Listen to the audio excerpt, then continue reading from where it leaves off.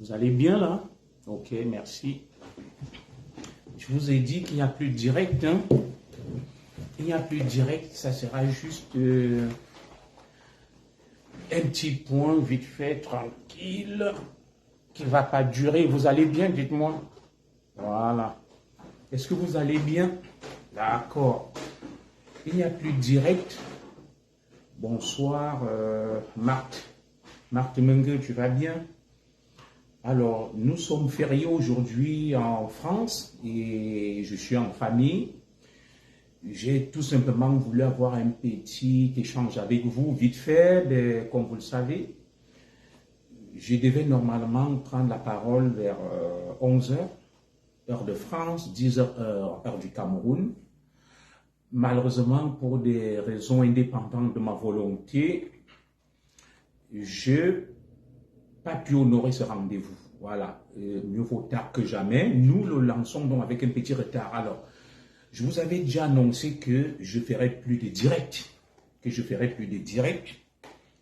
parce que vous allez vous agglutiner sur beaucoup de pages où on ne vous apporte rien, mais je respecte vos choix, mais vous y êtes par milliers. Bonjour à toi, David Chama, merci. Et sur la page donc des églises, il n'y aura plus d'une job. Voilà.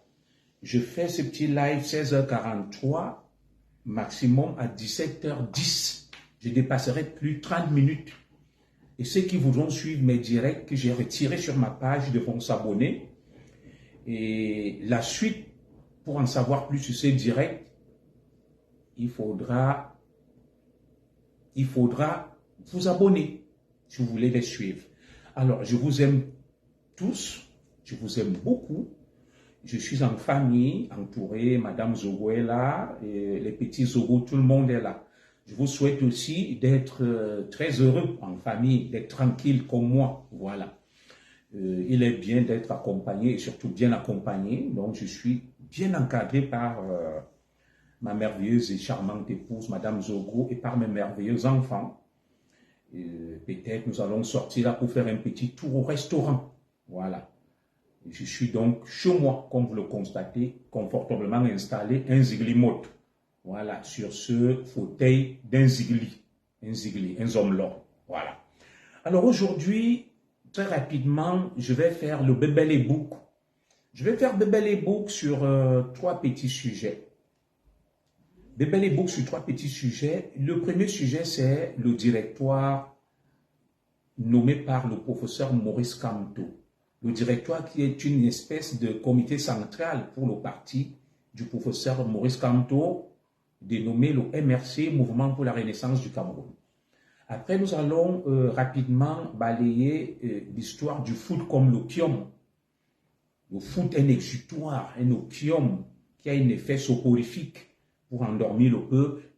Nous allons par la suite aborder vite fait l'affaire dite Eto Ferdinand Ngongo. Je vous donnerai mon point de vue et mon avis éclairé sur cette affaire-là. Eto Ferdinand Ngongo, c'est la guerre des clans qui se poursuit, et une guerre de clans sur fond de succession, tel que je vais vous le démontrer. C'est une guerre de clans désormais fratricide et endogène qui est sortie du cadre, n'est-ce pas, de cette guerre de clans classique que nous connaissions avant, avec trois clans qui s'affrontent, le clan Boulou, le clan Nanga et bien sûr le clan Boulou, Nanga. J'ai oublié quel clan encore? Le clan Boulou, le clan Nanga. Non, les deux clans qui s'affrontent. Oui, le clan Boulou, le clan Nanga et le clan des apparatchiks du système des oligarques. Et maintenant, à l'intérieur d'un clan, il y a une fissure, telle que je vais vous le démontrer, à travers cette affaire Fekafout Oueto, Ngongo et M. Narcisse Mouel Kombi, mon professeur de droit international public à l'université de Yaoundé 2, à soi un savant, un homme très intelligent et brillant. Mais alors, bon, Et le dernier point, bonjour à toi, Lyon Aben, tel que je l'ai intitulé, 2025 s'annonce chaud. Alors, sans plus attendre, nous allons rapidement aborder le vif du sujet. Vous savez, Bébé les Bouc, je n'ai pas la prétention de donner des leçons à qui que ce soit, mais je donne mon avis sur l'actualité nationale et même internationale sur fond d'humour avec beaucoup de sarcasme.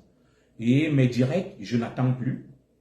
Je viens, je parle. Qu'il y ait 2 ou 3 personnes, je vais parler. Parce que je ne suis pas là pour monétiser ma page, je ne suis pas là pour rechercher la gloriole, je ne suis pas là pour rechercher de l'argent. Bien sûr, l'argent, j'en ai besoin, comme tout le monde, pour entretenir mon petit train de vie, ma petite famille et moi-même, on a besoin d'argent. Mais je ne suis pas l'esclave de l'argent parce que je suis en capacité de travailler. Et c'est mon travail qui me permet d'être un peu à l'abri du besoin. Alors, nous sommes dans un Cameroun, nous avons vu le professeur Maurice Kamto qui a signé une décision renouvelant 30 membres de son directoire. Et nous avons une liste d'une trentaine de membres de son directoire avec des anciens. On m'a parlé de 41 membres du directoire du MRC du professeur Maurice Kamto. Dans ce directoire constitué ou composé de 41 membres, il y a 30 Bamileke. Il y a 30 Bamileke, excusez-moi, hein, je vous ai toujours demandé si dire que Bamileke, Betty, Sawa était une insulte. Alors, ce qui me tarabuste un peu et me perturbe, c'est que les partisans du professeur Maurice Kamto mettent en avant le vivre ensemble. Ils prônent l'unité nationale et stigmatisent la tendance, n'est-ce pas, au repli identitaire des autres peuplades, ou tout au moins ethnies, communautés du Cameroun, et en particulier la communauté des enfants de la forêt, puisque Bamileke, Sawa et Kam, nous sommes tous des Bantous. Et il y a des Bantous de la forêt, des Bantous des montagnes et des Bantous côtiers. Voilà. Beaucoup ne savent pas que Bamileke et Kam, Sawa et autres, Bassa, nous sommes des Bantous. Les Sawa et Bassa sont des Bantous de la côte. Les Ekang et autres sont des Bantous de la forêt et les Bamileke sont des Bantous des montagnes. Alors, moi je veux bien comprendre pourquoi le professeur Maurice Kamto, qui se fait passer pour le chantre du vivre ensemble de l'unité nationale, avec ses partisans très chauvins et compulsifs, qui dénoncent le tribalisme des Betty et Kam, et les cataloguant comme étant les propriétaires du Cameroun qui se partagent tous les postes clés du pays. Et j'en ai discuté. Qu'est-ce qui se passe là-bas en haut, les enfants? J'en ai discuté avec... vous savez, chaque fois que je fais une publication, il y a toujours une pléthore, une pléiade, une ribambelle de chauvins et d'écorchés vifs qui viennent s'accrocher, qui me vitupèrent et m'invectivent systématiquement toute la journée, toute la nuit. Ils m'ont dit, oui, les pleurs ont commencé, tu n'as encore rien vu, et vous, dis-nous combien de bêtises il y a dans le gouvernement. Je leur ai dit, waouh, où est donc la rupture avec le professeur Maurice Kamto? Puisque le professeur Maurice Kamto prône un Cameroun nouveau. Il fonde sa renaissance justement en s'appuyant sur et en dénonçant l'état du système actuel qu'il accuse de dérives tribales, d'ethnicisme et de que sais-je encore. Mais le même Maurice Kamto qui prône la rupture et le changement va reproduire presque de manière grotesque et grossière et à la limite même de manière exponentielle ce qu'il reproche aux autres.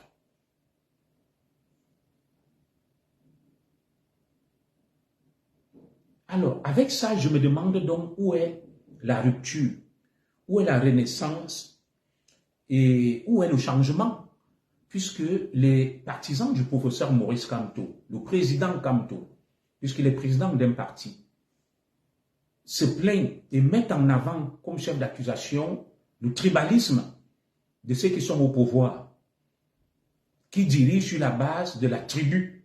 Mais le professeur Maurice Kamto lui-même annonce la couleur, l'homme de la rupture, en nommant 41 membres de son directoire et sur les 41, 30 sont des Bamileke de chez lui. Où est donc la rupture? Où est le changement? Moi, c'est mon analyse, je n'ai pas la science infuse. En regardant ça, ça m'inquiète en même temps que ça m'amuse. Et je finis par comprendre, je l'ai dit aux partisans du professeur Maurice Kamto, qui essayait de m'écrire que les gars, vous semblez justifier à corps et à cru ce que vous reprochez à d'autres. Alors dites-moi, voulons-nous le changement ou pas? Ils m'ont dit, en fait, est-ce que comparaison est raison? Ils me disent oui, et Paul Mbia, les Mboulou, qui sont nombreux. Où est donc la différence entre les Mboulou qu'ils accusent de dérives tribales? Voilà.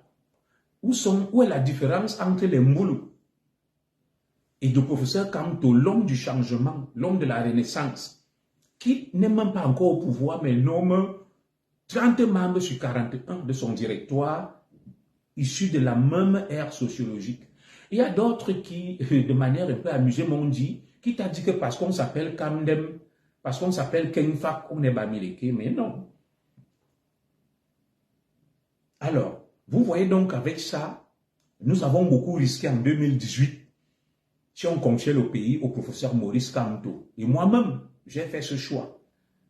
Le professeur Maurice Kamto fera peut-être même pire que les Mboulou qui l'accusent. Et beaucoup me taxent de tribaliste. Je leur ai dit, moi je ne vous comprends pas les frères. Maurice Kamto devant le Conseil constitutionnel a parlé du concours Mboulou. Qu'on lui dise où il peut passer, il s'appelle Maurice Siseki Kamto. Il est né à Bafoussam. Il a tenu à préciser d'où il vient. Et c'est pour ça que Chateau Ben, bonjour à toi, tout ça. Moi, je me dis, tout ça, c'est du bluff. Il n'y a aucun changement en vue au Cameroun.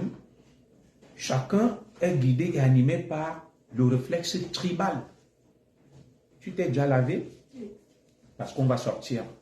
Et au final, moi, je pense qu'il faut instaurer le fédéralisme. Sortons de l'imposture et de l'hypocrisie. Instaurons tout simplement le fédéralisme culturel, sociologique ou coutumier. Moi, je ne parle pas du fédéralisme linguistique ou communautaire. Je parle du fédéralisme coutumier, culturel et anthropologique. Ça veut dire quoi? On va repartir les régions du Cameroun en fonction de la culture, des coutumes et de la sociologie. Qu'on arrête avec ces histoires de vivre ensemble, c'est un leurre. C'est un écran de fumée. Oui, et je ne reproche rien à personne. Je veux juste que les uns et les autres assument leur choix. Qu'on ne se fasse pas passer pour les chantres du changement, du vivre ensemble, de l'unité nationale, de la nation arc-en-ciel du Cameroun, alors qu'en réalité, on est animé par un réflexe, un repli identitaire, grégaire et primaire. Sortons de l'imposture et de l'hypocrisie et disons-nous les vérités. C'est un leurre, c'est un écran de fumée.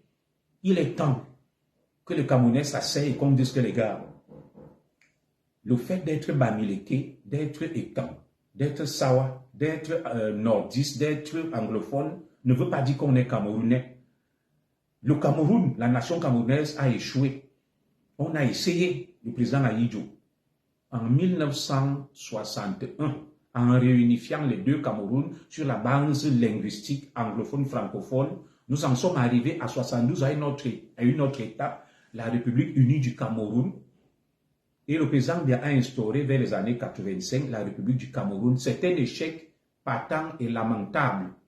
Sortons de la mise en scène de l'imposture, regardons-nous en face et instaurons une forme d'État qui va faire en sorte que le professeur Maurice Kamto devienne le président de la région de Grassfield dans un Cameroun fédéral, coutumier ou culturel ou anthropologique. Personne ne va lui faire le reproche de nommer dans son gouvernement régional de Grassfield, Kamdem, Kenfak, Chonang, comment s'appelle Max le Seigneur et voir là, Wafo et tout le monde.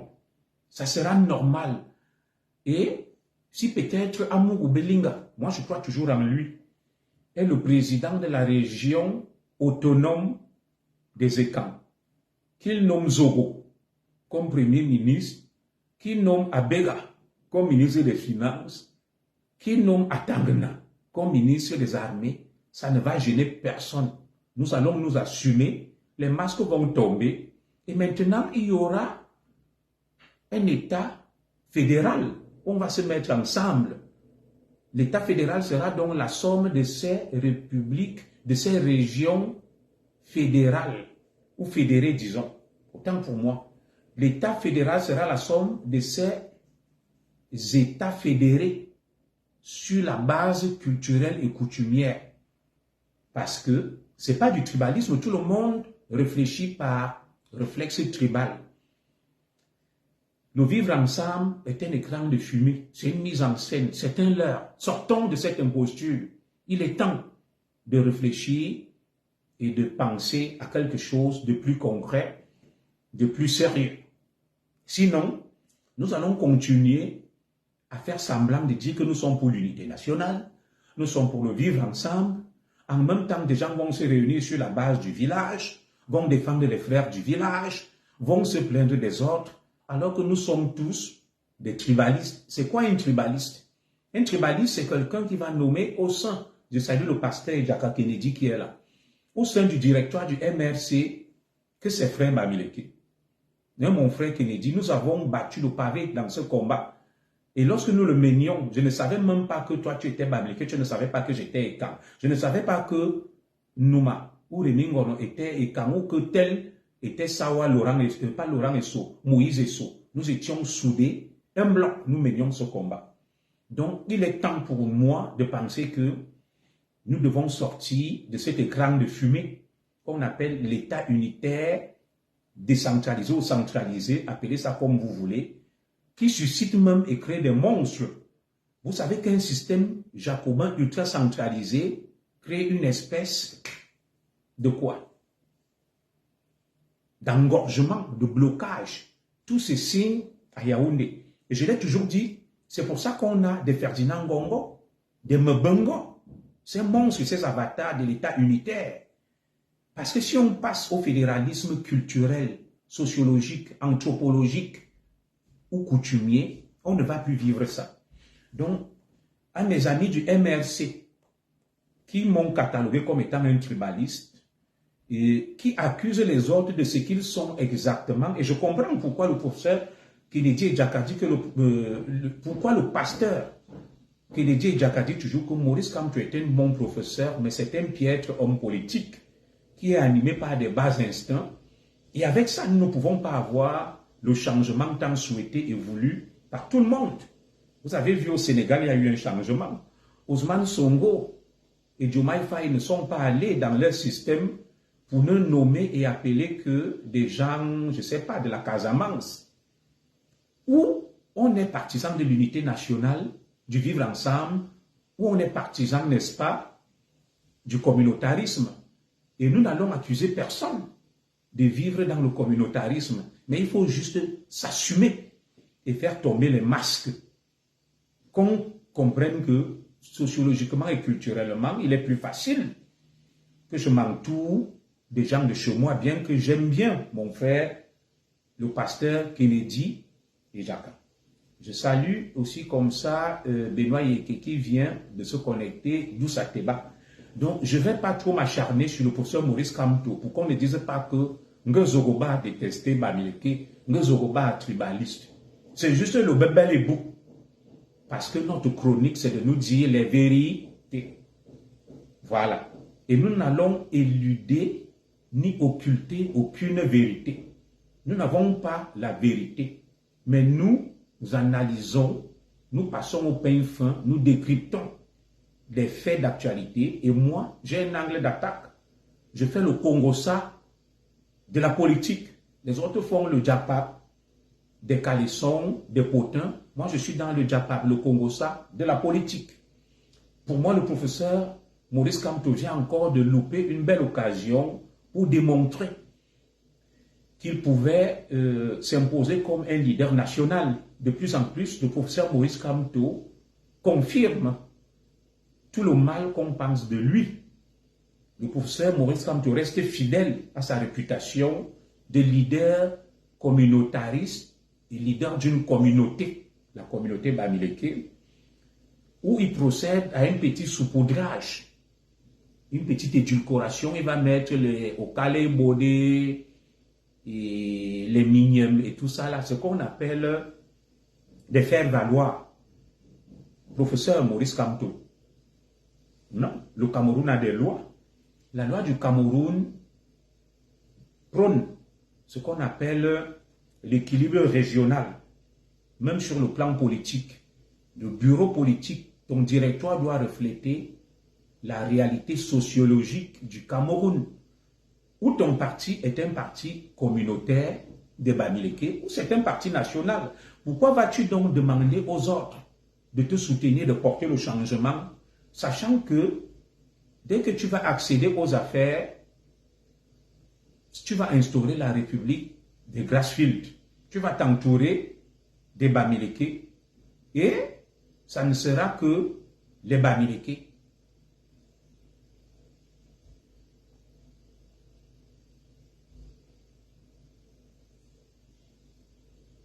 Voilà. Il y a donc un Bamileke qui vient me dire là que mon frère, attaque-toi aux gens qui t'ont fait souffrir, laisse Kamto. Quand tu me vois, est-ce que je ressemble à quelqu'un qui souffre? Excuse-moi, je ne vais pas être immodeste. Bonjour à toi, Gertrude. Je suis assis sur du lit 14. Tu vois le décor chez moi. Comment tu peux dire que je dois m'en prendre aux gens qui m'ont fait souffrir? Quand vous me voyez là, je ressemble à quelqu'un qui souffre, mon frère. Disons-nous les vérités, sans fanfaronnade.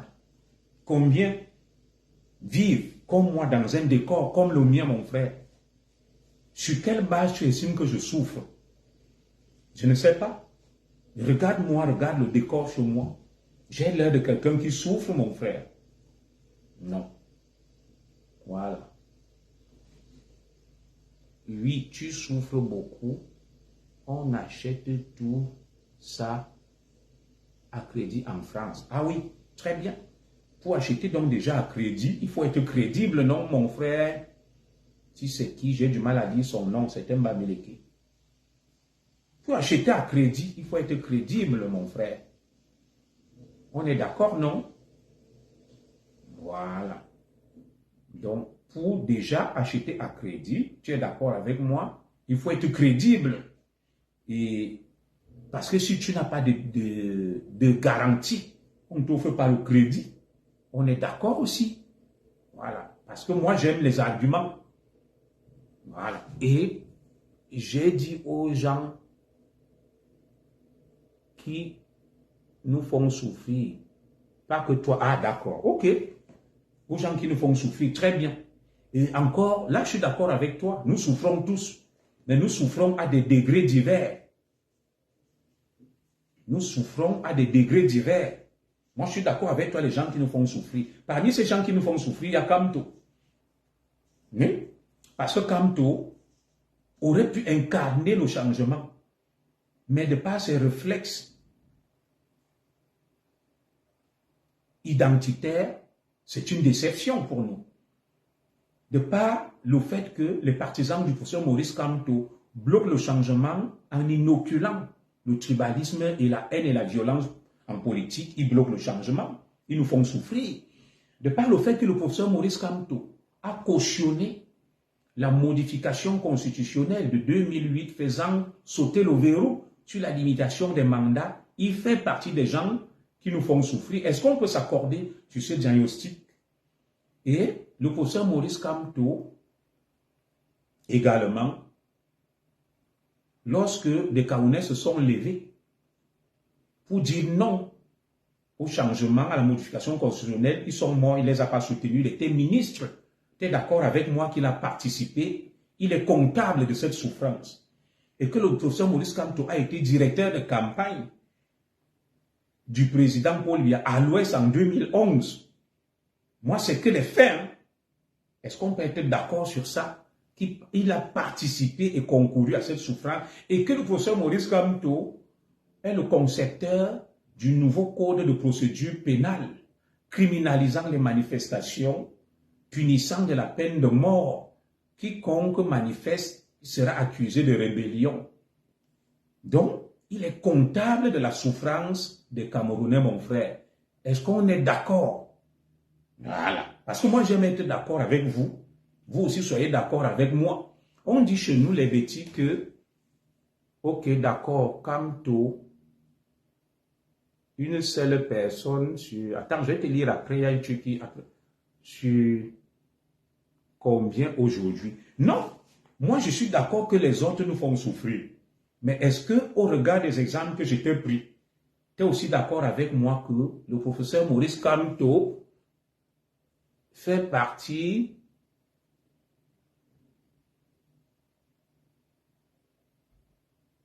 des gens qui nous font souffrir?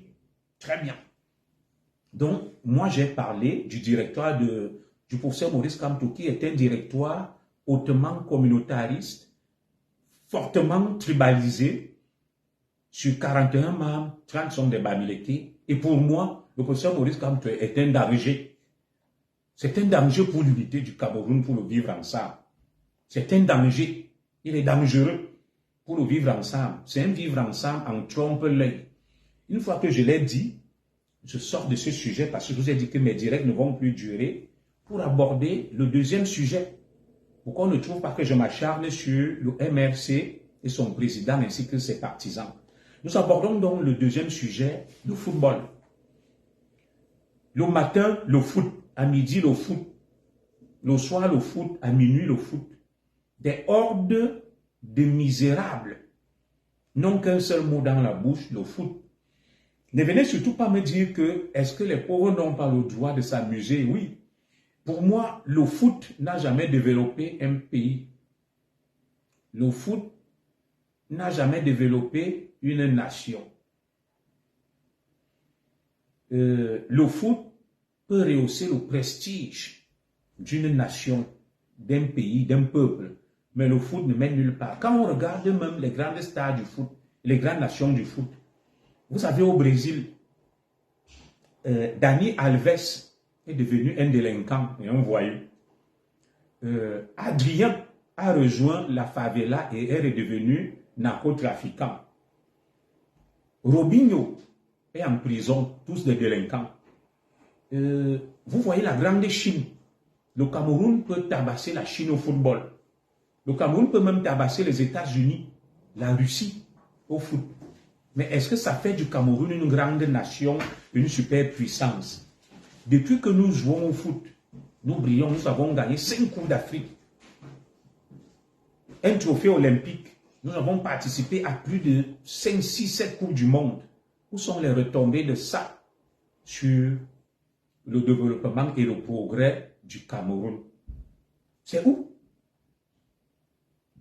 Où est la route de la Canne? Voilà, dans la Léquier. La boucle de la Léquier, l'autoroute qu'on n'attend rien. Malgré tous ces trophées, le Cameroun souffre toujours des pénuries d'électricité, des pénuries d'eau. Le Cameroun n'a toujours pas de sécurité sociale. Le Cameroun a du mal à joindre les deux bouts. Les enfants du Cameroun, misère. Alors, si le foot était un facteur de progrès et de développement, avec tout ce que nous avons engrangé comme trophée, je pense que le Cameroun serait une superpuissance. Serait même la première puissance du monde. Alors, pour moi, le football est presque un opium. Ça a un effet anesthésiant. Le football est un exutoire pour endormir les masses et faire diversion. Regardez les milliards engloutis dans le foot. Dans un pays qui manque de sécurité sociale où Monique Oumatekel va mourir devant un hôpital pour donner la vie parce qu'on lui demande de payer 10 000 francs. Alors, pour que le Cameroun aille en Angola livrer un match, on a demandé à l'État, à la FECAFOOT, 500 millions de francs CFA. Pourtant, Monique Oumatekel est mort devant l'hôpital de la Quintini pour 10 000 francs que les médecins lui exigeaient pour qu'elle puisse donner la vie. S'il faut donc choisir entre financer le foot et laisser les Camerounais mourir, de loin, le Cameroun de demain que nous prônons, je pense que je vais faire un choix, il y a des priorités, c'est de financer le social.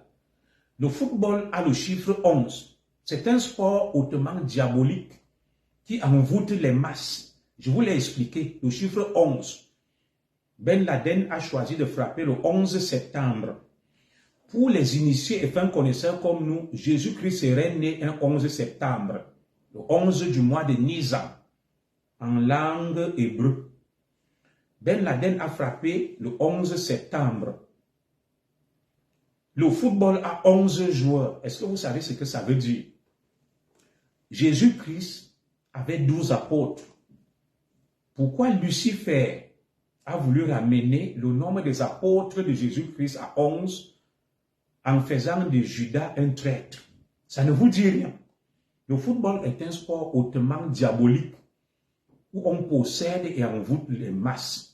Quand les masses sont dans un stade de foot, le diable les possède et plus personne ne réfléchit et ne pense à l'avenir. C'est une véritable église de réveil.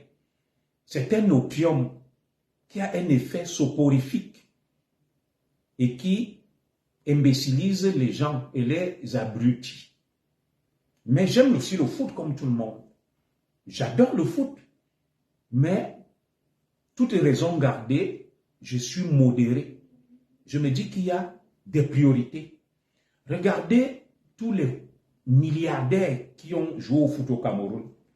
Si on prend leur fortune, c'est vrai que le développement n'incombe pas aux joueurs de foot.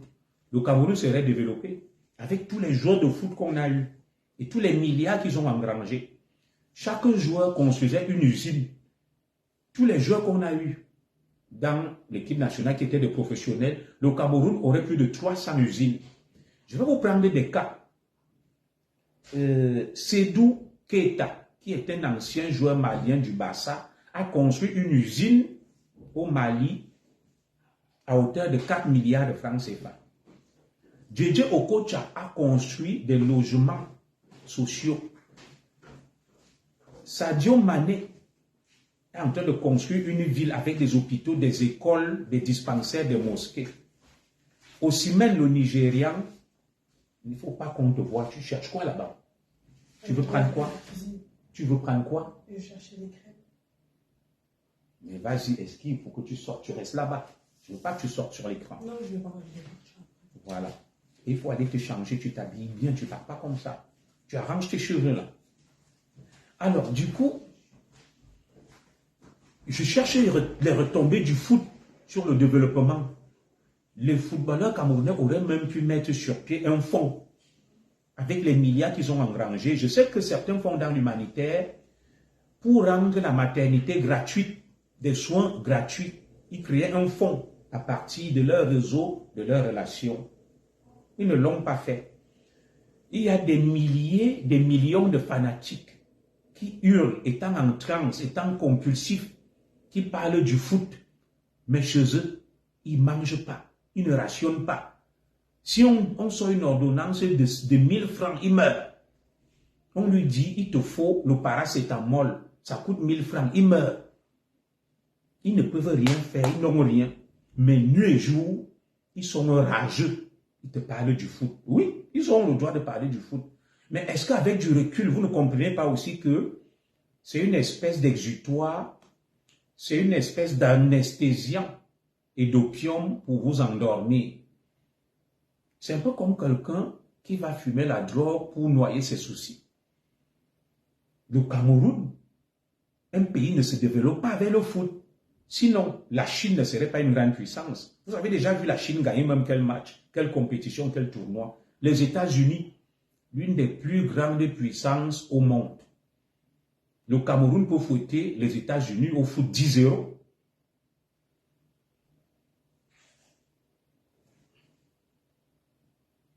Le Cameroun peut fouetter la Russie au foot 10-0. Mais quand la Russie parle devant le Conseil des Nations, ou bien les États-Unis, ou la Chine, ou même la France que vous trouvez petite là. Le Cameroun ne peut pas. Pourtant, le Cameroun a des joueurs et tout ça. Donc, mes chers compatriotes, le Cameroun de demain que nous voulons construire, nous n'allons pas l'émanciper et le développer avec le football. Nous allons le développer avec des ingénieurs, des médecins, des chercheurs, des travailleurs, des agriculteurs, des ingénieurs agronomes. Le foot n'a jamais développé une nation. Sinon, le Brésil serait la première puissance du monde. Oui. Je vous prends le cas de la Chine.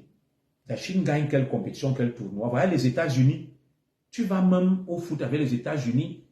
N'importe qui peut battre les États-Unis au foot. La Russie de Poutine, le grand Poutine. N'importe quel pays peut fouetter la Russie au foot. Mais est-ce que ces pays ont misé sur le foot pour fonder leur grandeur? Non. Donc, toi qui me regardes là en Taba, toi qui me regardes à Ekalanminkul, à Ebebda, en Kolmebi, en Kolmbel, écoute ce que je te dis. Moi, le Zigli, le football est un loisir. C'est même un loisir dangereux et soporifique. C'est un frein pour le progrès et le développement. Parce que la plupart des nations qui ont pour foot leur religion ont du mal à décoller économiquement, financièrement et technologiquement. Les superpuissances sont des faibles nations de football. Je le dis, des superpuissances sont des faibles nations de football. Si les États-Unis décident de gâter, de détruire le monde entier, en 10 minutes, les États-Unis le font. Si la Russie décide de détruire le monde entier, l'humanité, en 10 minutes, la Russie le fait. Si la Chine décide de détruire le monde, en 10 minutes, la Chine le fait. La France, la Grande-Bretagne, ils ont maîtrisé la science, la technique, la technologie. Ils créent, ils inventent, ils fabriquent des médicaments, des avions, des voitures. Ils transforment la matière première. Jeunesse camerounaise, toi qui me regardes, le football est utilisé par les autorités du Cameroun pour leur gloire, pour leur prestige, pour leur honneur. Et comme les autorités du Cameroun savent que c'est un exutoire, c'est un opium, un peu comme Jules César le faisait dans la Rome antique, il enivrait le peuple des virées orgiaques, des orgies. Et ce peuple allait dans ce qu'on appelle les arènes, des Olympiades, dans la cité grecque antique. On organisait ça pour endormir le peuple. Et ce peuple donc qui était en extase, allant regarder les gladiateurs, Jules César profitait pour asseoir son pouvoir et faire n'importe quoi. Et tant que tu ne l'auras pas compris, tu vas rester dans les fonds abyssaux. Tu n'émergeras pas parce que tu parles du foot à longueur de journée. Bonsoir à toi, mon frère Serge Ballon. Le foot, tu parles du foot à longueur de journée. Au moment où tu parles du foot, le petit blanc est dans un laboratoire. Il est en train de faire des recherches pour dominer le monde et l'humanité. Et quand toi, tu as fini de parler du foot, tu rentres dans ta misère à Ekalanminkul. Vous avez vu Emmanuel Macron, non? Il a organisé un petit tournoi. Diouf, le Sénégalais, lui a mis un Zoro le bon.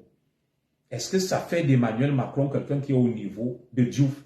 Si Emmanuel Macron se fâche et s'énerve, bonjour à toi, Zé Armand, il lâche les sous-marins nucléaires de la France qui sont à l'île de Lilongwe. Ça fait la catastrophe. Diouf a mis un Zoro à Macron, mais Macron est le président d'une puissance nucléaire. Ça ne fait pas de lui un zézémour parce qu'il ne sait pas jouer au foot, on lui a mis un Zoro. En France où je suis, en Europe, nous les Noirs, on n'émerge que dans le sport, le foot, la musique. Pourtant, le pays, la France, est dirigé par l'élite blanche. Les Paul Pogba, les Sello, les Zidane. Ce n'est que dans le foot que tu vas trouver des Noirs, des Arabes. Tu vas dans le gouvernement, aucun Noir, aucun Arabe. Tous les postes clés sont entre les mains des autres. Les grandes écoles, aucun Noir, aucun Arabe. Mais dès qu'on te parle du foot, de la musique, est-ce que ça ne rejoint pas ce qu'un ethno-fasciste avait dit? un ethno-fasciste que l'Afrique noire chante et danse pendant que le reste de l'humanité progresse. Sortons, n'est-ce pas, de ces faux schémas. Sortons de ces faux paradigmes. Prenons conscience.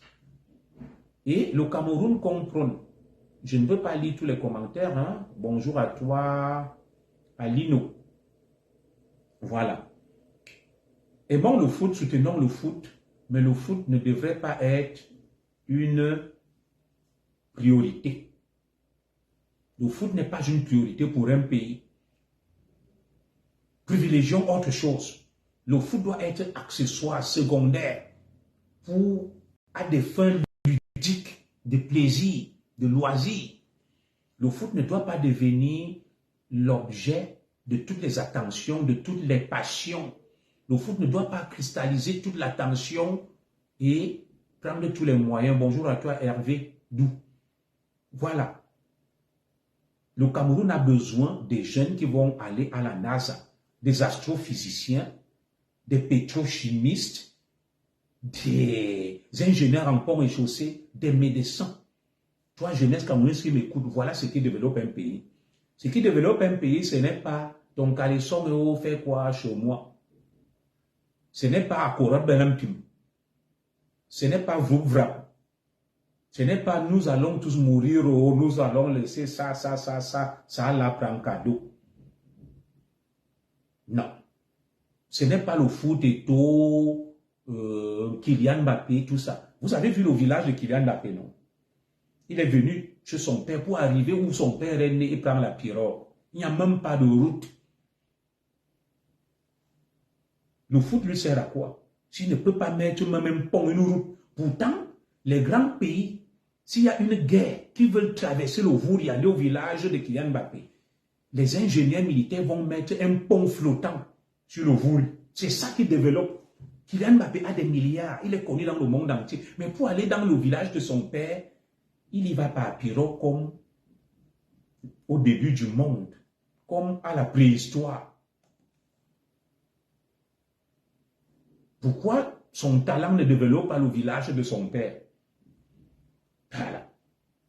Le foot est accessoire, il doit être secondaire. Toi, chauvin fanatique, qui est en tabadant des bas-fonds à longueur de journée, tu parles du foot, de Fauveau, de Bafoussam, de Sable, de Baché, de Ngano, de To, va travailler pour garantir ton avenir. Jeune Camerounais, va à l'école, va te faire former dans des filières de pointe qui vont propulser et impulser le développement du Cameroun demain. Nous avons besoin des ingénieurs en physique nucléaire pour qu'un jour, un Camerounais aussi nous monte la bombe atomique pour qu'on devienne une puissance nucléaire où les autres vont aussi nous respecter pour qu'on fabrique des satellites, des avions, des médicaments, des voitures. Laissons que chaque jour est au machin, Djorba, Kylian Mbappé, oui, ça c'est le plaisir. Le foot a un effet soporifique et d'endormissement. Je touche donc au dernier point. Vous profitez de mes directs, vous devez payer. C'est les derniers directs que je fais étant très longs. Le dernier point, c'est la guerre entre le Pichichi et le Grand Neuf. Waouh, Madame Zogo, toujours belle. Entre le Pichichi et le Grand Neuf, c'est, chez moi ici, on est tous allergiques au pollen et tout, hein, on éternue beaucoup.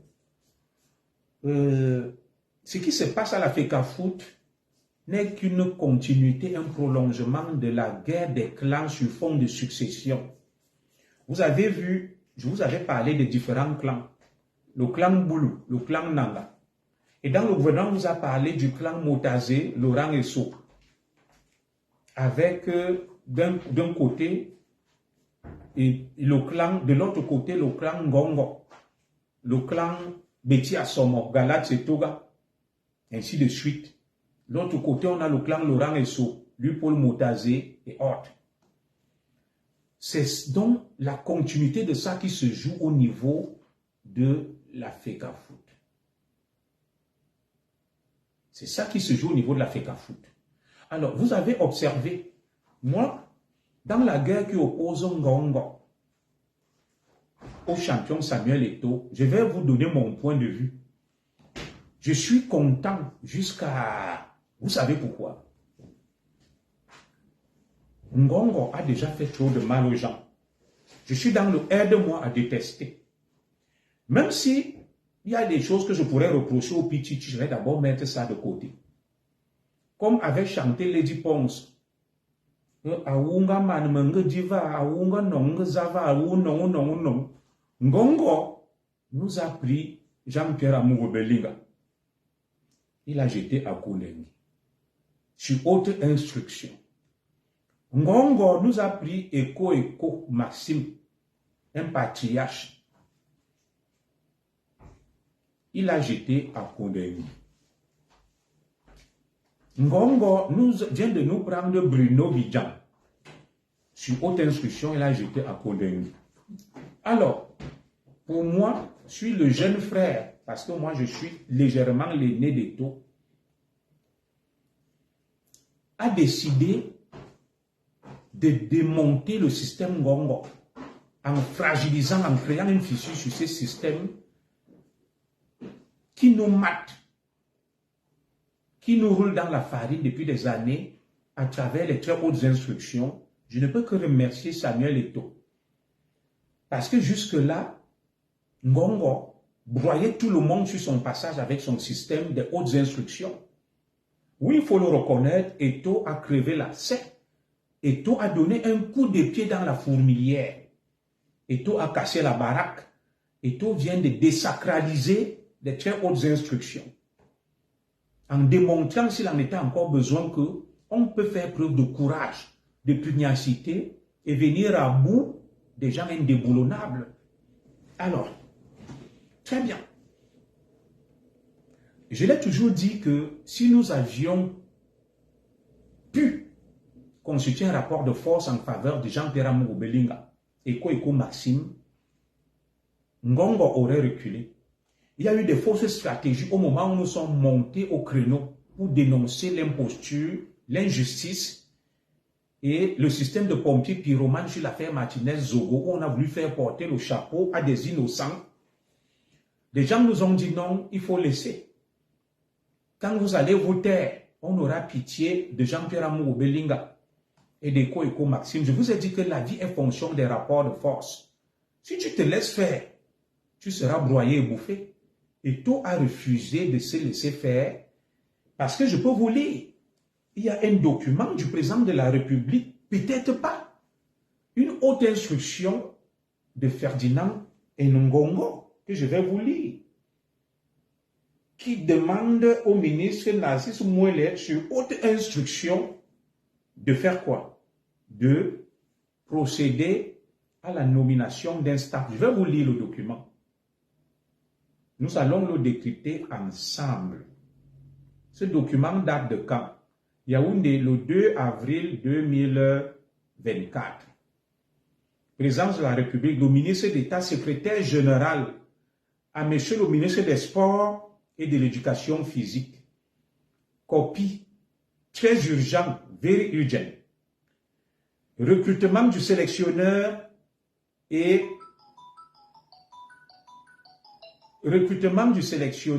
des responsables chargés de l'encadrement technique, administratif et médical de l'équipe nationale senior de football masculin. Faisant suite à votre correspondance relative à l'objet repris ci-dessus, j'ai l'honneur de vous notifier le haut accord de la présidence de la République à vos propositions de recrutement du sélectionneur et des responsables chargés de l'encadrement technique, administratif et médical de l'équipe nationale senior de football masculin, si après désigné. Entraîneur sélectionneur, M. Marc Brice, assisté de M.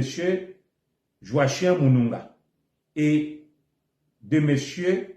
Giannis Zilouris, analyste vidéo. Entraîneur adjoint numéro 1, M. François Oman Biik. Entraîneur adjoint numéro 2, M. Achou Cyprien Besson. Entraîneur des gardiens de but, M. Alioum Boukar. Médecin professeur Nganchou Njomo William. Préparateur physique, M. Manœuvrier Christophe. Coordonnateur des sélections nationales, M. Banlock Benjamin. Coordonnateur adjoint, M. Veng Hervé. Team manager, Nunke Dani Achille. Team presse, officer, M. Essing Germain Noël. Agent de liaison, M. Lobe Keller Didier Alphonse. Vous voudrez bien, en liaison avec la Fédération camerounaise de football et les autres administrations concernées, prendre en urgence toutes les dispositions nécessaires en vue de la contractualisation et de la prise de service des responsables surnommés. Signé Ferdinand Ngongo. Ça veut dire quoi? Ça veut dire que le ministre Mouele a eu le haut accord de la présidence de la République.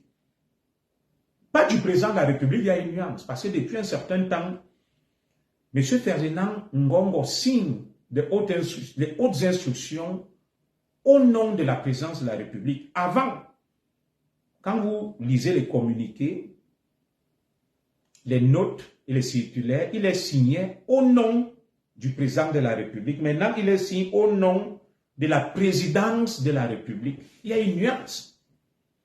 Alors, nous avons laissé Ngongo mettre en prison Jean-Pierre Amougou Belinga sur très haute instruction et Eko Maxime et Bruno Bidjan.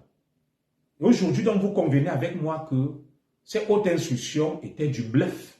Parce que Samuel Eto'o vient de le démontrer. Voilà quelque chose qui vient de Samuel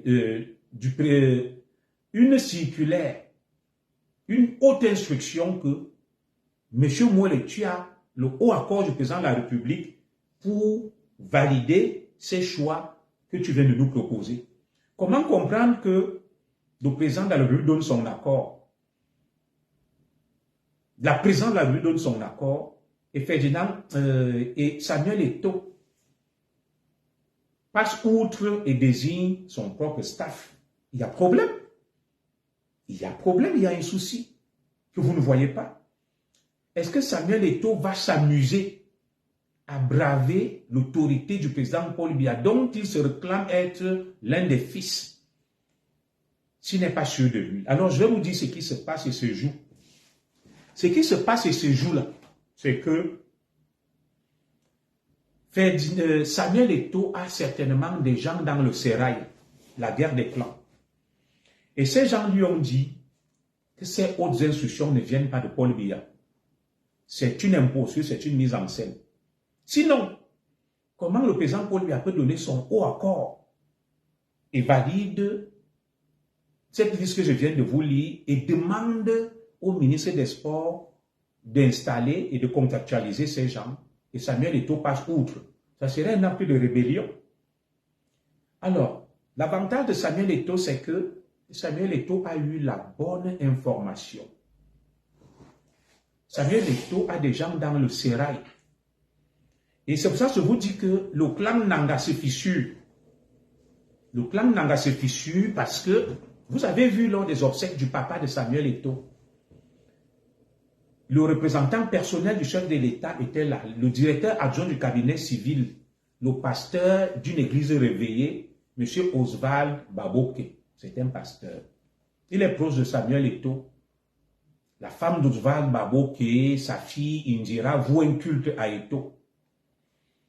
Alors, comment comprendre que le chef de l'État donne son haut accord pour valider le choix fait par le MINSEP, mais que curieusement Samuel Eto'o passe outre? Et qu'en le faisant, on n'arrête pas Samuel Eto'o pour rébellion ou pour atteinte à la sûreté de l'État. Parce que un choix fait par le président de la République, si la circulaire du secrétaire général de la présidence de la République qui informe le MINSEP, le ministre des Sports, que tu as demandé l'accord du président de la République pour nommer le coach, le sélectionneur et le staff technique, l'encadrement des Lions indomptables, tu as l'accord du président. Mais curieusement, Samuel Eto'o conteste et Samuel Eto'o va nommer ces gens. Certes, il a maintenu l'entraîneur. Ça veut dire qu'il y a un petit problème, il y a anguille sous roche. Si ces hautes instructions venaient de Paul Biya, jamais Samuel Eto'o ne s'amuserait. Alors, Samuel Eto'o a le bon réseau, l'avantage qu'il a. Et ce que j'ai reproché à Eko, et peut-être mon grand Jean-Pierre Amougou Belinga n'a pas eu, c'est que on a dit à Samuel Eto'o, qui marche avec Oswald Baboke, qui est directeur adjoint du cabinet civil. Tout le monde connaît la proximité d'Oswald Baboke avec Eto'o, sa fille et autres, que cette décision ne vient pas de Paul Biya. Fais ce que tu as à faire. Et je vous parle donc de la guerre des clans. Le clan Nanga s'est fissuré. Il y a désormais un bicéphalisme au sein du clan Nanga.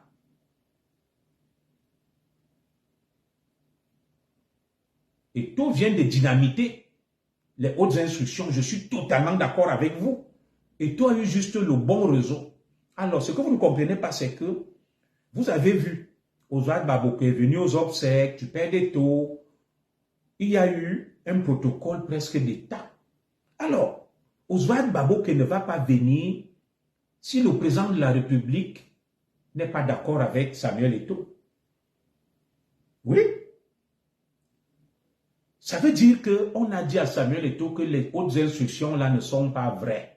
C'est ce que je vous ai toujours dit, que il manquait de courage à Eko Maxime et à Jean-Pierre Amougou Belinga. J'ai dit à mon grand Eko que tu t'es laissé avoir comme un gamin. Quand tu es allé au CED, on a décidé de t'arrêter. Il fallait faire intervenir les forces spéciales de la DGR. Tu crées un incident. Les gens mouraient. Le président Biya n'a donné aucune autre instruction. Eto'o vient de le démontrer. Et si ce que je dis est faux, que Ngongo arrête, Eto'o on voit. Que Ferdinand Ngongo arrête donc Eto'o comme il a arrêté Jean-Pierre Amougou Belinga, Bruno Bidjam et Eko Maxime sur haute instruction qu'ils arrêtent Eto'o. Eto'o a tout simplement eu le courage et le réseau. On lui a dit que va jusqu'au bout. Ça ne vient pas de Paul Biya. Alors, soit Paul Biya dirige, soit Paul Biya est un boulanger. Que Paul Biya laisse faire pour enfoncer des gens qui se croient indéboulonnables. Je vais vous donner ma lecture sur ça pour 2025. Ma lecture est que les hautes instructions sont une farce. C'est le Sisia. C'est un leurre qu'utilise Ferdinand Ngongo pour broyer ses adversaires. Et comme certains de ses adversaires sont fébriles et faibles, il parvient à les avoir avec. Parce que s'ils avaient été fermes, pugnaces et tenaces comme Samuel Eto'o, ils ne seraient pas condamnés. Vous savez, quand Mbongo a décidé de m'arrêter avec Ebene et Kerbay, nous étions au commissariat central. Quand Bargamba m'a dit, viens ici remettre ton PA, j'ai refusé. J'ai dit, tu ne peux pas me désarmer, je suis un commissaire comme toi. J'ai refusé. On nous a mis en cellule au commissariat central. J'ai fait une journée le lendemain. J'ai appelé ma famille, j'ai dit, je rentre chez moi. J'ai appelé le commissaire central et son adjoint qui était ma classe, le commissaire Yissimba Aristide. J'ai dit, aujourd'hui, je ne dors pas au commissariat central. Je suis rentré chez moi. Personne ne m'a libéré. Je suis rentré chez moi, j'ai appelé Mbarga et Mbongo. Je leur ai dit, je suis chez moi en Gousso. Vous m'avez mis en cellule et vous m'avez pris de court. Quand je me suis rendu compte que c'était une fausse affaire, je suis rentré chez moi. Je suis à la maison, venez me chercher. Personne n'a eu le courage de venir me chercher. Jusqu'au jour où je suis parti du Cameroun. Ça a duré presque 1 an. Je serais resté là-bas en cellule au commissariat central numéro 1 de l'époque, à côté de l'ancienne ambassade américaine. Je serai en prison. J'ai dit que toi, Zogo Manguissa, un zigli, tu fais même quoi ici là? J'ai démarré ma série Karo, je suis rentré chez moi. J'ai appelé mon petit frère de venir me chercher. Et Béné m'a suivi. Kerbay avait peur, paix à son âme, après il m'a suivi. Jusqu'aujourd'hui, on est resté libre. Eko n'avait pas à se faire arrêter par Ngongo et Gagat Setoga. Ils auraient pu se défendre. Parce que Paul Biya a donné l'ordre à personne de les arrêter. Ce sont des fausses hautes instructions. Et c'est pour ça que je remercie Eto'o. Je suis dans le aide-moi à détester.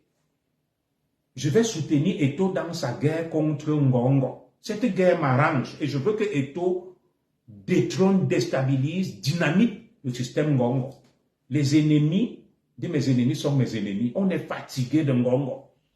Et Eto'o a eu le courage de dynamiter cette imposture, cette mise en scène, et il faut lui reconnaître ses mérites. Maintenant, que Ngongo nous prouve que les hautes instructions viennent du président Biya et qu'il arrête Eto'o, on voit. Puisque Eto'o l'a défié, il y a des hautes instructions du président, Eto'o est passé autre. Qu'il arrête Eto'o, on voit. Pour moi, je serais à la place des Eko. Dans Mugo Belinga, je rentrerai chez moi. Parce que Ngongo n'a pas qualité pour décider de mettre quelqu'un en prison, parce que lui-même est suspect dans le meurtre, tout au moins l'assassinat de Martinez Zogo. Il est suspect avec les Gaga Tsetoga et les Betty Assomo. Oui, ils sont cités comme témoins dans cette affaire, ils sont suspects. J'aurais eu les milliards d'Amugo Belinga, je n'allais pas à Kondengi. J'aurais eu la puissance des patron des services secrets, je n'allais pas à Kondengi. Comme Eto'o a dit là que je refuse vos hautes instructions. C'est une question de courage, de détermination. C'est pour ça que nous avons mené tambour battant ce combat pour Jean-Pierre Amugo Belinga, Eko et le reste. Mais on a été déçus. Ils ont pillé les Chines pour compter sur la bienveillance, la gentillesse de Ngongo. Non. Un homme comme toi qui a les couilles comme toi. Le président Biya, pourquoi il va passer par des gens pour donner des hautes instructions? Le bureau de Ngongo et de Paul Biya sont côte à côte. Pourquoi le président Biya donne des instructions? A-t-il besoin de Ngongo? Non. Eto'o l'a compris, il avait le bon réseau. Eto'o avait le bon réseau. Ozade Baboke lui a dit que le machin là n'est pas signé par Paul Biya. Prends ce chiffon, mets à la poubelle et nomme tes gens. C'est pour ça que Eto'o l'a fait. Et c'est un signal qu'il donne à Eko Maxime et à Ferdinand, à Jean-Pierre Amugo Belinga, que n'ayez pas peur de Ngongo. Ngongo vous fait le sisi, le hop-aïe, le hoa. Il utilise le nom du président. Eto'o vient de le démontrer. Et j'assume le aide-moi à détester. Je soutiens le Pichichi dans cette guerre. Je le soutiens. Et je veux que Eto'o dynamite Ngongo. Ngongo m'a pris Jean-Pierre Amugo Belinga, mon bon grand. Il a mis à Kondengi. Je sais que là où Jean-Pierre Amugo Belinga est là, Dieu fait ton palabre. Quand c'est Amugo Belinga et Eko, Ngongo se montre fort, qu'il montre donc maintenant ses muscles face à Eto'o. Eto'o a le carnet d'adresse. Eto'o est solide et coriace. Donc on attend donc que Ngongo monte ses muscles avec Galax et Toga, Betty Assomo et Mouele Kombi. L'un moins cher, c'était Amugo Belinga, Eko et Bruno Bidjan. Ils sont allés les cueillir. Ils les ont cueillis comme des mangues mûres. Eto'o nous démontre, que Ngongo nous démontre donc sa force. Il a garçon en face de lui, comme disent les Ivoiriens. Samuel Eto'o. Et je suis dans le aide-moi à détester Hoa. Samuel Eto'o. Il faut me désacraliser Ngongo et ses autres instructions. Il faut le dynamiter. Il faut les masculer. Tu viens de démontrer aux yeux des Camerounais que Ngongo ne recevait aucune autre instruction et faisait le hop-aïe, le sisia, le hora aux gens. Et Eto'o mérite à partir de ça le respect. Oui, les histoires de femmes, que Eto'o machin, je comprends tout. Je sais qu'ils sont tous dans ces histoires de femmes à gauche, à droite, mais ça ne me regarde pas. Chacun, les femmes même qui se disent victimes d'Eto'o, elles n'ont qu'à venir témoigner et dire et monter des photos et tout. Ça ne me regarde pas. Moi, c'est les coups portés à quelqu'un de dangereux qu'on appelle Ngongo. Et je vous avais dit que Ngongo va tomber. Je vous avais promis que Ngongo va tomber. Et Paul Biya, lui, n'a pas d'amis. Vous voyez, Paul Biya laisse faire. Il y a un problème. Paul Biya aurait pu trancher, mais il laisse faire. C'est sa stratégie. Le lion, il dort, il fait semblant. Écoutez ce que je vais vous dire. C'est donc la guerre des successions qui se joue là, à travers la FECAFOOT. Et pour 2025, il y a quelque chose que Ferdinand Ngongo n'a pas compris. Il a des analyses, il a la task force, mais il ne comprend rien. Paul Biya, écoutez bien, Le président Paul Biya sacrifie toujours un Zigli, un ténor de son système, pour être réélu. Souvenez-vous que Paul Biya a sacrifié, je crois, en 2011, Jean-Marie Atang-Mbara, au Langnawana et Noni Ephraim, pour être réélu en 2011. Il les a sacrifiés. En 2018, Paul Biya a sacrifié Bening Mvutu, d'où l'entrée dans le gouvernement d'Ayolo comme directeur du cabinet civil, et il a sacrifié Mbongo. Mbongo, on m'a présenté une de ses photos, il rigole à Konengi avec sa femme. Paul Biya sacrifie toujours un de ses proches collaborateurs pour l'élection et pour être réélu. Retenez ce que je vous dis aujourd'hui là. Eto n'est pas mon ami, Ngongo n'est pas mon ami, mais ils ne sont pas mes ennemis non plus. Mais le moindre mal pour moi serait Eto. On est fatigué de Ngongo, des très hautes instructions. Tout le monde passe à la trappe. Là, il a trouvé garçon. Eto a d'abord la double nationalité, certainement. Eto a le carnet d'adresse. Eto a la FIFA. Eto est connu mondialement. Tu arrêtes Eto, tu le mets en prison. Ça va susciter un tollé dans le monde entier. Donc là, ils sont coincés. Eto n'est pas Jean-Pierre Amour Belinga. Eto n'est pas Eko Maxime. Encore que Eko Maxime avait le pouvoir de s'opposer. Moi, j'ai échangé avec le grand Eko Maxime. Je l'ai grondé, je lui ai dit, tu as été trop faible. Il pleurait. Je lui ai dit que moi, j'aurais été patron des services secrets. Personne ne m'arrêtait comme on t'a arrêté. Je disais à Galat Setoura, la raison que Eko m'a donné, c'est que son cousin Betty Assomo lui a dit de rejoindre Galat Setoura au CED pour traiter un dossier envoyé par Paul Biya. Je lui ai dit, mon divisionnaire, tu gères les services secrets. Ça veut dire que tu mets sur écoute Ngongo, Betty Assomo, Galat Setoura et tu les surveilles. Tu as des gens à côté d'eux. Alors comment ils peuvent te piéger au lieu que c'est toi qui les pièges? Tu méritais la prison là parce que le président Biya n'était pas en sécurité. Il t'a confié le pays. Si Galat Setoura, Ngongo et Betty Assomo parviennent à te piéger, ils te disent que Paul Biya a envoyé un dossier, toi Eko Maxime, va travailler. Tu pars aussi comme un enfant, on te prend. Tu as été léger, tu ne méritais pas d'être DGRE. Je lui ai dit ça, il pleurait, il était en larmes. Il m'a dit qu'on m'a piégé, mon commissaire. Je lui ai dit qu'on ne piège pas un patron de service secret. C'est lui qui piège les gens. C'est lui qui piège les gens. Je suis patron de la DGRE. On ne sait jamais, mes églises.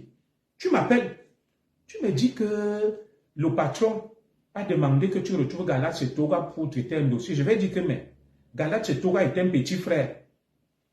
C'est lui qui doit se déplacer pour venir me voir pour qu'on travaille. Point barre. Le grand frère ne se déplace pas pour aller voir le petit frère. Où est ta fierté, ta dignité? Et de deux, je vais mettre les gens autour de Galat Setoura des pions, puisque j'ai les moyens d'écoute, les milliards, pour espionner. Que vérifiez-moi ce que Galat Setoura pense de moi. Vérifiez-moi ce que Galat Setoura pense de moi. La ferme où il m'invite là, il y a quoi là-bas? Mes pions vont me renseigner. J'ai une caisse noire. Je suis patron des services secrets. Je dis, je vais contrôler ce que Galat Setoura fait. Je prends des gendarmes. Chaque mois, je leur donne 2-3 millions de salaire. Je dis, renseignez-moi sur tout ce que Galat Setoura fait. C'est normal. Je vais chez Betty Assomo, je place des pions avec l'argent, je mets des micros. Je dis, renseignez-moi. C'est ça un patron des services secrets. Si on me nomme, c'est normal que je le fasse. Je vais contrôler mes ennemis, mes potentiels rivaux et détracteurs. Je place des gens autour de Ngongo. Donc, ça fait que, quand on m'appelle à que viens, j'appelle d'abord mes pions. Je leur demande que c'est comment là-bas, dites-moi. Mais il s'est laissé avoir comme un enfant. Il mérite d'être à Kondengi. Oui. Moi, quand Mbarga m'a appelé, qu'il vient à la délégation, j'étais à la DSP. Lui, il était à la police des polices, ce qu'on appelle le contrôle, l'inspection générale des services. Je suis couché chez moi, Mbarga me dit, commissaire Zogo, on t'a réquisitionné, viens travailler ce soir. J'ai dit au divisionnaire Mbarga que je ne suis pas dans ta direction, mon commissaire, mon divisionnaire. Pour venir travailler, je dois être appelé par mon patron, mon supérieur hiérarchique direct, le DSP Dundongo, le divisionnaire. Si c'est toi qui m'appelles, je ne viens pas. Tu as bafoué la voie hiérarchique, mettez des cœurs pour soutenir le direct, je ne viens pas.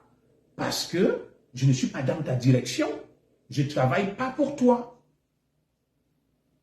J'ai refusé. C'est quand mon patron m'a donc appelé, Dundongo, que bon, qu'est-ce qu'il y a même là-bas? Rends-toi, explique-toi, rends-moi compte. Je suis parti.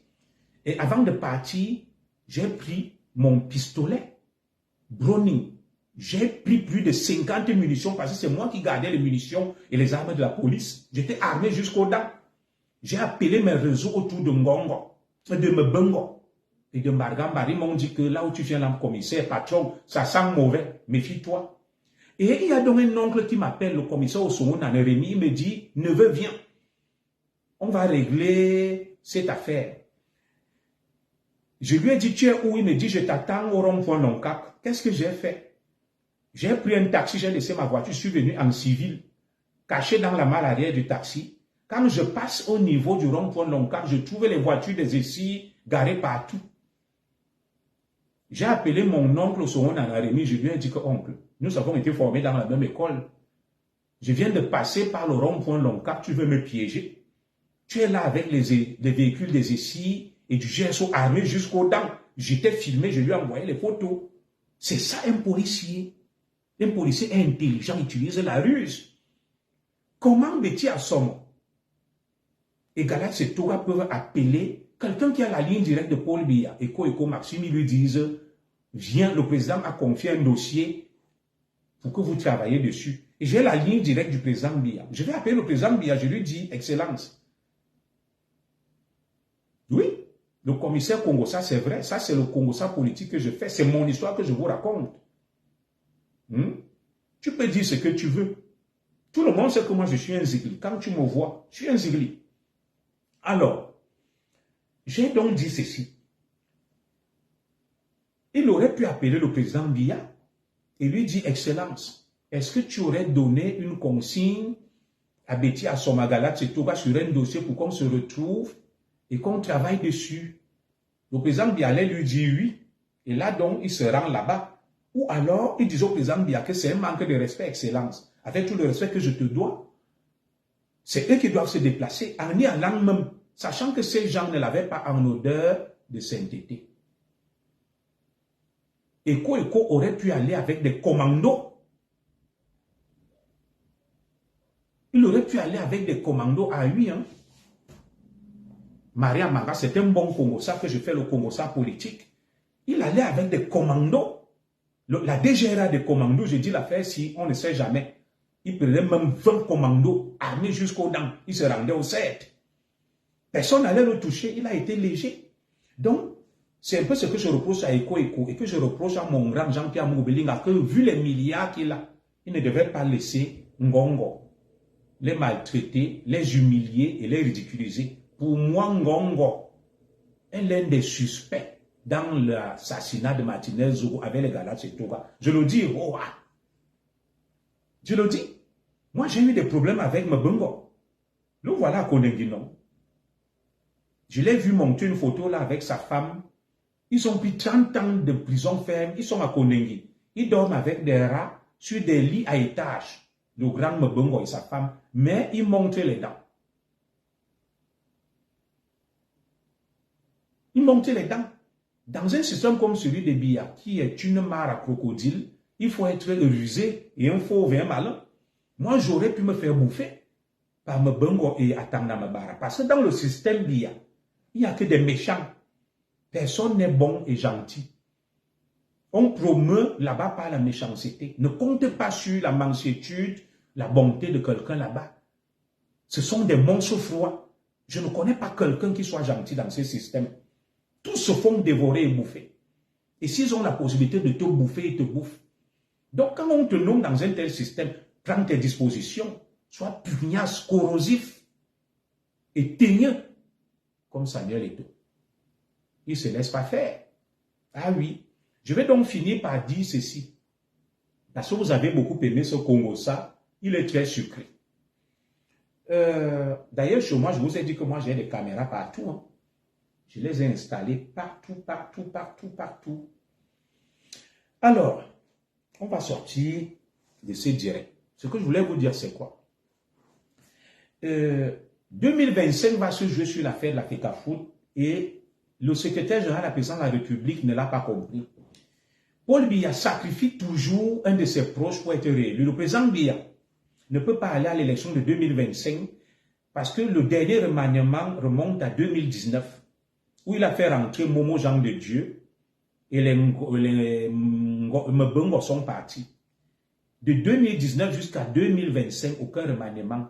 Le président Biya teste l'opinion et il sait que les gens ne sont pas contents de lui. Il ne peut pas aller à l'élection avec, s'il n'a pas sacrifié quelqu'un. Alors, entre Ferdinand Ngongo et Samuel Eto'o, le président Biya ne peut pas sacrifier Samuel Eto'o. Je vais vous dire pourquoi. Ngongo n'est qu'un fonctionnaire. Le président Biya l'a dit. Sa force, c'est le décret. Et il ne peut rien lui apporter sur le plan politique. Mais par contre, Eto'o jouit d'une certaine popularité. C'est l'une des personnalités préférées des Camerounais. D'ailleurs, Eto'o travaille pour le président Biya. C'est un de ses fils. Même s'ils sont presque tous pareils, ils ont les mêmes pratiques, ce n'est pas ça qui m'intéresse. Parce qu'il y a beaucoup qui seront déçus par mon direct. Mais tous ne sont pas clairs et propres. Les histoires de femmes, de partout, tous le font. Des histoires de mœurs. Et ça ne me regarde pas. Celui qui accepte qu'on le sodomise, qu'on lui fasse n'importe quoi, c'est son problème. Vous avez le libre choix et le libre arbitre. Ne venez pas me dire que oh, ceci, on m'a fait des partout, on m'a fait ceci, mes sex tapes sont des ceci, ça ne me regarde pas. En adulte responsable, on doit faire attention à sa sexualité, à sa vie privée. Les femmes qui se plaignent des taux de consorts là, allez amener-les en justice, donnez-nous des preuves et nous allons vous défendre. Nous, on s'intéresse aux coups qui sont portés sur le plan politique et pour le moment, Eto'o donne des coups à quelqu'un qui s'avère être un danger pour le Cameroun Ngongo et je ne peux que être l'allié de Samuel Eto'o dans cette guerre. Paul Biya, s'il a choisi entre Eto'o et Ngongo, va choisir Eto'o parce que Eto'o jouit d'une certaine popularité. Eto'o est l'une des personnalités préférées des Camerounais. Et Ngongo, en le sacrifiant, beaucoup de Camerounais vont jubiler. Et ça va même donner un regain de popularité à Paul Biya. C'est ce que Ngongo n'a pas compris. Il vous ai dit que en 2025, 2011, Paul Biya a sacrifié Urbain Olamnawono, Jean-Marie Tangnamabara, Yves-Michel Pocho, Inoni Efrem et le reste. En 2018, il a sacrifié Belingue Mbutu, le grand Bolingo, paix à son âme, et Mbongo. Qui va-t-il sacrifier en 2025 pour assurer sa réélection? Parce que contrairement à ce que vous pensez, le président Paul Biya va se représenter en 2025. Je sais pourquoi. Le président Biya ne quittera pas le pouvoir vivant. Le président Biya va mourir au pouvoir. Je le sais. Mes réseaux en France me l'ont dit. Le président Biya n'a pas un autre problème, il va mourir au pouvoir. Tant qu'il sera vivant et qu'il peut marcher et parler, il sera président, il va se représenter. Je n'ai pas dit que je soutiens, je vous dis une vérité qui fait mal. C'est pour ça que pour qu'il soit réélu, le gouvernement n'a pas été changé. Des ministres sont impopulaires. Et souvenez-vous que c'est toujours de la même manière que Mbongo est tombé et Atangnamabara. Ils ont eu l'illusion de la puissance et de la force. Paul Biya qui est le maître du temps, il sait prendre son temps, il a son timing. Quand il fallait les sacrifier et les coincer, c'est au moment où personne ne s'attendait. Alors, Eto'o travaille pour le président Biya. Eto'o prépare le terrain pour le président Biya. Eto'o est populaire. Les gens l'apprécient beaucoup. Le reste, ça ne me regarde pas. Alors, si Eto'o est avec le président Biya, les gens de l'église là, Eto'o va leur dire votez pour Biya, ils vont voter. Ils vont voter, ils vont suivre Eto'o. D'ailleurs, eux-mêmes le disent que si Eto'o dit va, je vais. Oui. Alors, qu'est-ce que Ngongo peut apporter à Paul Biya en 2025? Rien. Rien politiquement, hein? Rien. Donc, je crains que Ngongo ne soit l'agneau sacrificiel de 2025, comme Jean-Marie Atangmabara a été en 2011, comme Bongo et Belingue Moutoulong était en 2018. Je ne vois... Vous avez vu qui arriver dans le système du président Biya, être populaire, qu'on ne parle que de lui, et il s'en sort. Tous ceux qui ont atteint le niveau de Ngongo, qu'on parle d'eux, ils sont des demi-dieux, ils décident. Tous ont été broyés. Regardez à l'époque, Titu Sédjoua. Il était puissant secrétaire général de la présidence de la République, exactement comme Ngongo aujourd'hui, broyé Kondengue. Celui qui a échappé, c'est Feu Joseph Owona. Vous avez par la suite Marafa, qui a été tout puissant aussi, broyé à Kondengue. Jean-Marie Atangmabara, broyé à Kondengue. Certes, Mbongo n'a pas été SGPRC, mais il a été puissant. DCC, ordre, MINEF, broyé en 2018. Et depuis 2018, on parle de Ngongo, l'homme fort, indéboulonnable, dont le nom circule partout.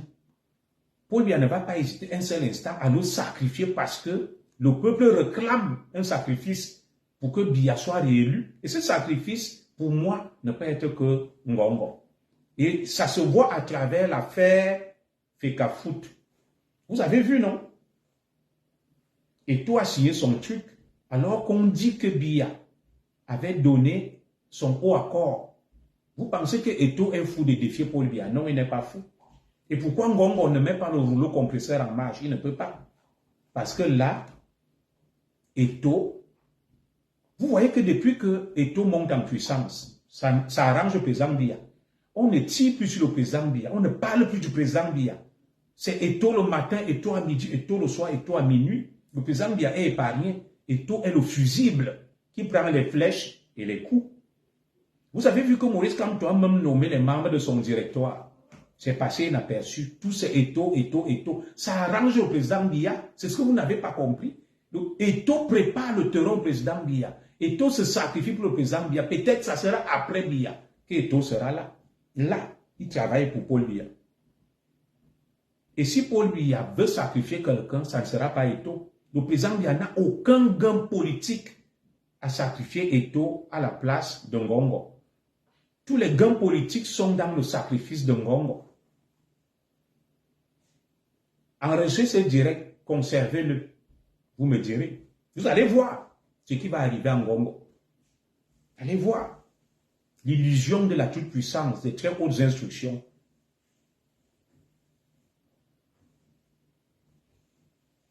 Voilà. Vous parlez de la première dame, mais la première dame est aussi proche de Samuel Eto'o. Vous savez, les deux Ngongo et Eto'o ont le même parent, c'est la première dame.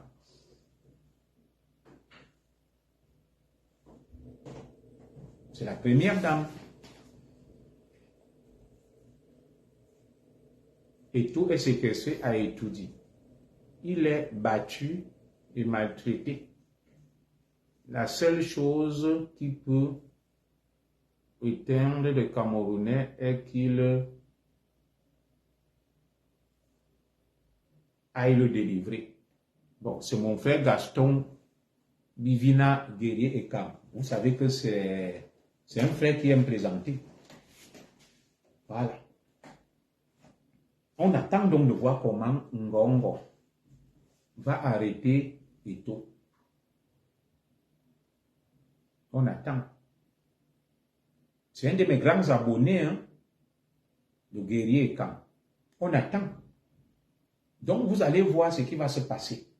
Donc, voilà ce que moi, je tenais à vous dire aujourd'hui. Je n'ai pas la science infuse. Ngongo et autres instructions, c'est terminé. Tout à fait. Thérèse Pissi Andem, Ngongo dans la sauce. Avec ses hautes instructions, il est dans la sauce. Donc, moi, je vais m'arrêter là. Je vous ai dit ce que j'avais à dire. Je n'ai pas la science infuse. Allez-y. Réfléchissez, vous allez suivre et retomber la suite de ça. Que Dieu bénisse le Cameroun. Que Dieu vous bénisse. Inch'Allah. Alhamdulillah.